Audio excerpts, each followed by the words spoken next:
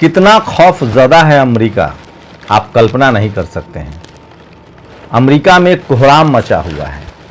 America के लोगों की तेल और गैस की किल्लत होने से उनका जो डर है वो सामने आ रहा है। वो बराक ओबामा के समय से लेकर और डोनाल्ड ट्रंप के बीच कितना अमेरिका बदल गया है। सोचिए, बराक ओबामा को हराया था, उसके बाद बाइडेन आए, ट्रंप आए थे, फिर ट्रंप के बाद बाइडेन और फिर ट्रंप। तो अपने दूसरे ही कार्यकाल में ट्रंप ने अमेरिका को रसातल में पहुंचा दिया है। सोचिए, बराक ओबामा के समय का अमेरिका सोच लीजिए क्या था।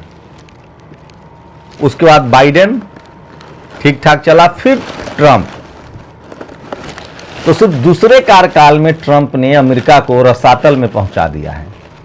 दरअसल अमेरिका के संविधान में प्रावधान है कि वहां कोई 2 बार से ज्यादा राष्ट्रपति नहीं बन सकता है। लेकिन कहा जा रहा था कि डोनाल्ड ट्रंप संविधान में संशोधन चाहते हैं और वो चाहते हैं कि वो तीसरी बार भी राष्ट्रपति पद के लिए चुनाव लड़े। लेकिन अमेरिका कह रहा है कि अब नहीं। तो वो Putin model, Xi Jinping model जाना चाहते थे, बेंजामिन नेतन्याहू मॉडल। लेकिन बेंजामिन नेतन्याहू तो उससे 2 कदम आगे निकला है। बेंजामिन नेतन्याहू इजराइल में गृह युद्ध करवा के सत्ता में आया था, गृह युद्ध। और उसके बाद सत्ता में बने रहने के लिए राष्ट्रवाद के नाम पर उसने अपने ही देश के 1 करोड़ लोगों को मौत के मुंह में धकेल दिया है। सवाल है कि अब अमेरिका तो बच जाएगा, क्योंकि अमेरिका 7 समंदर पार है। अमेरिका की अपनी रक्षा करने की भी ताकत है। और सवाल है कि दुनिया का कोई देश इतना सनकी नहीं है कि वो अमेरिका पर हमला करने जाएगा। लेकिन इजराइल का क्या होगा? स्विट्जरलैंड में जो समझौता हो रहा है उसके मुताबिक इजराइल को अब पूरी तरह से फिलिस्तीन छोड़ना होगा, पूरी तरह से उसे लेबनान छोड़ना पड़ेगा, 1-1 इंच जमीन खाली करनी पड़ेगी। मैं पहले दिन से कह रहा था जब फिलिस्तीन पर हमला हुआ था और यहाँ के पत्रकार वहाँ कूद कूद कर जाकर इजराइल में बैठकर फिलिस्तीन की हार का जश्न मना रहे थे। मुझे पता था, उस समय भी मैं कहता था कि फिलिस्तीन लाचार और बेबस देश है। उसके पास एयरफोर्स नहीं है, नेवी नहीं है, आर्मी नहीं है, वो किसानों का देश है, धार्मिक देश है, गजा, वेस्ट बैंक। लेकिन एक दिन ईरान उसका बदला लेगा और वो ईरान ने किया। उस समय फिलिस्तीन के लिए लेबनान खड़ा था, यमन के लड़ाके हुती खड़ा थे। अब धीरे धीरे हिजबुल्ला, यमन और हमास जो फिलिस्तीन का लड़ाका है, इन तीनों की जो तिकड़ी है ना, वो इजराइल को नक्शे से गायब कर देगी। तो अब तक जो अमेरिका के कंधे पर बैठकर इजराइल दुनिया का सबसे मजबूत देश बन रहा था, वो अब घुटनों पर आने के लिए तैयार है। और अमेरिका ने भी अब साथ छोड़ दिया। और सोचिए, उन देशों के लिए भी सबक है जो अमेरिका को अपना आका मानते हैं। और मैं फिर कह रहा हूं, दुनिया में जब कोई दूसरे तीसरे टर्म में आ जाए तो वो कम से कम लोकतंत्र तो नहीं मानता है, तानाशाह हो जाता है। इसलिए हमारे देश के एक बड़े नेता मान्यवर कांशीराम साहब ने कहा था कि लोकतंत्र में मजबूत नहीं, मजबूर सरकार चुनिए। तो क्या पुतिन तानाशाह नहीं है? उन्होंने अपने ही देश को युद्ध में धकेल रखा यूक्रेन से। लेकिन अमेरिका के खिलाफ पुतिन ने हमेशा कमर कसकर जवाब दिया है। और भारत का पुतिन और रूस हमेशा से दोस्त रहा है। तो अमेरिका की सारी साजिश बेनकाब हो गई है। और इस साजिश को बेनकाब करने में अगर सबसे बड़ी भूमिका किसी की है तो वो ईरान की है। सोचिए, ईरान ना होता तो क्या होता? ईरान ने 45 साल के प्रतिबंधों में विज्ञान को न अपनाया होता तो क्या होता? क्या तो भी दुनिया ऐसी ही होती जैसी आज है, अभी है? नहीं होती। अब तक ग्रीनलैंड पर कब्जा हो गया होता। अमेरिका पूरी दुनिया को अपने इशारे पर नचाता और रूस और चीन भी उस पर हिम्मत करके हमला नहीं कर सकते थे।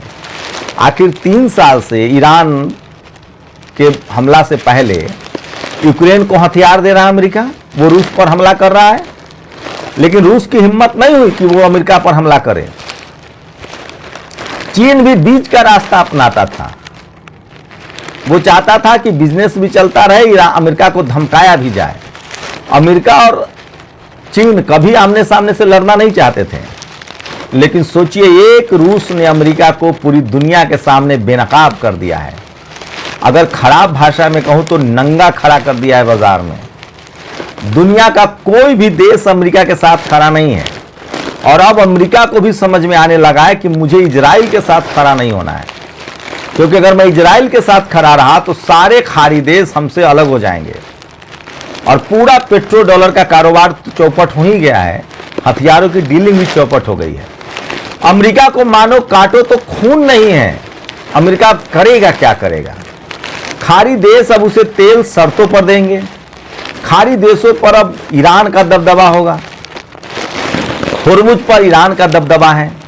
अब दुनिया का कोई भी देश अपना कारोबार जो है वो डॉलर में नहीं करेगा, वो अपनी ही करेंसी में करेगा। ये सबसे बड़ी हार है अमेरिका के लिए। अब दुनिया का कोई भी देश अमेरिका से हथियार नहीं खरीदेगा, क्योंकि उसका हथियार कबाड़ हो गया है।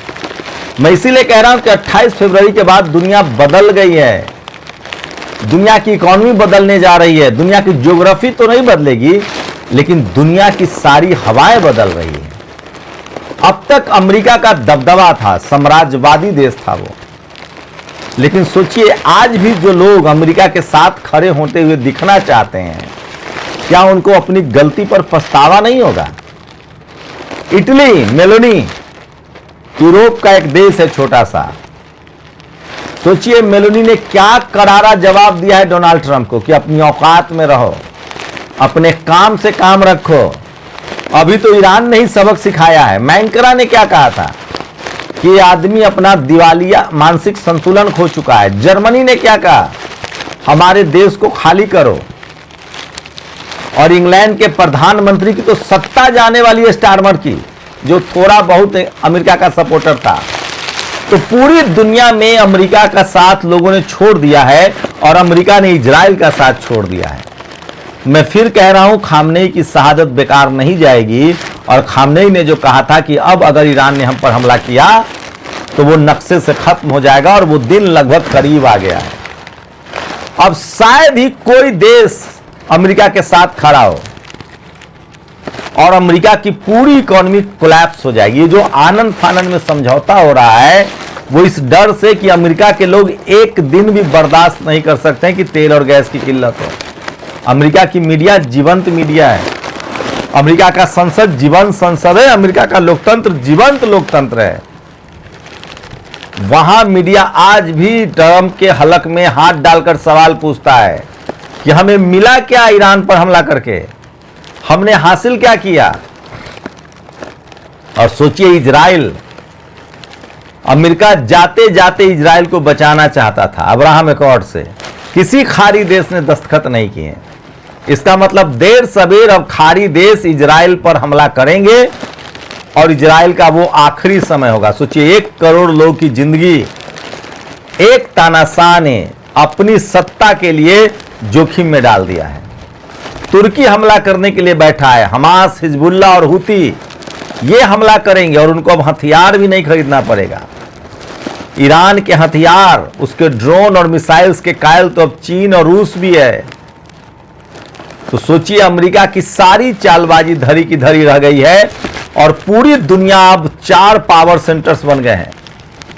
रूस, चीन और ईरान, ये तीनों एक पावर सेंटर्स में है, और उसमें नॉर्थ कोरिया को ही मान लीजिए। बाकी दुनिया के देश अपने काम से काम रखेंगे, लेकिन अमेरिका की इकोनॉमी बर्बाद होगी। अब कोई भी डॉलर में कारोबार करने के लिए तैयार नहीं होगा। शायद ही कोई मजबूरी वाला प्रधानमंत्री या राष्ट्रपति होगा जो अमेरिका के साथ जाएगा, और मुझे लगता है तब भी नहीं जाना चाहिए, क्योंकि अमेरिका किसी का सगा नहीं है जिसको उसने ठगा नहीं है। अमेरिका एक साम्राज्यवादी देश रहा है। अमेरिका से दोस्ती दुश्मनी से ज्यादा बेकार है। और सोचिए अब दुनिया में कितनी शांति होगी। शायद ही दुनिया में अब कोई देश किसी पर हमला करने से पहले 100 बार सोचेगा, चाहे वो देश कितना भी कमजोर क्यों ना लगे, क्योंकि जो तकनीक ईरान ने इजाद किया है, सस्ता ड्रोन और सस्ता मिसाइल, कम से कम 2 पड़ोसी तो आपस में युद्ध नहीं करेंगे, और कोई 7 समंदर पार से आके भी हमला नहीं करेगा। अमेरिका ने दोनों तरीके अपनाए, उसने अपना युद्धपोत समंदर में उतारा, वो डुबा दिया गया। खाड़ी देशों में उसके सैनिक अड्डे थे, वो तबाह हो गए। और ईरान ने तो वो किया है जो दुनिया के लिए नजीर है। एक साथ 12 देशों में अमेरिकी ठिकानों को तहस नहस कर दिया। बिल्ली के गले के जो रूस और चीन नहीं कर सकता था, जो करने की नॉर्थ कोरिया धमकी देता था, उस काम को ईरान ने कर दिया और अमेरिका के गले में घंटी बांध दी। और सोचिए, एक तानाशाह सनकी जब सत्ता के शीर्ष पर बैठ जाता है, जिसको सत्ता के लिए कुछ भी करने की आदत हो, जो लोक लाज दुनिया के सारे नियम कायदे को धत्ता बताने की कोशिश करे, चाहे दुनिया को या अपने ही देश में, उसका यही हश्र होता है। सोचिएगा जरूर, लोकतंत्र में मजबूत नहीं मजबूर सरकार ज्यादा बेहतर काम करती है। अपनी राय जरूर दीजिए। शुक्रिया। नेशनल दस्तक की आपसे गुजारिश है कि अगर इसको बचाना चाहते हैं तो नेशनल दस्तक को सब्सक्राइब करने के लिए रेड कलर के सब्सक्राइब बटन को दबाएं, फिर बेल आइकन की घंटी दबाएं। नेशनल दस्तक को बचाने के लिए बहुत जरूरी है कि हर खबर को शेयर करें, लाइक करें, कमेंट जरूर करें।